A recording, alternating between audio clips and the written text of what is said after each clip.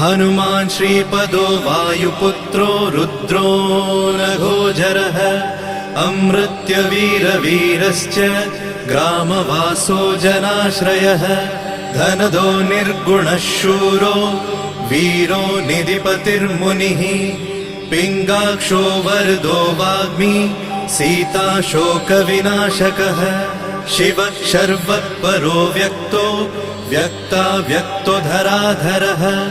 पिङ्गकेशः पिङ्गरोमा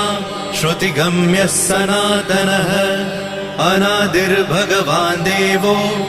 विश्वहेतुर्जनाश्रयः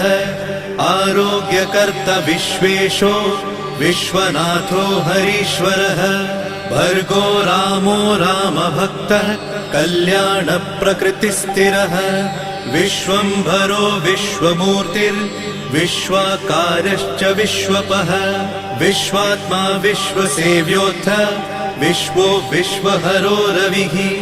विश्वचेष्टो विश्वगम्यो विश्वध्येयः कलाधरः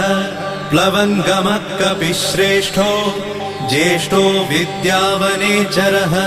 बालो वृद्धो युवा तत्त्वगम्यः सुखो यजः अञ्जनासूनुरव्यग्रो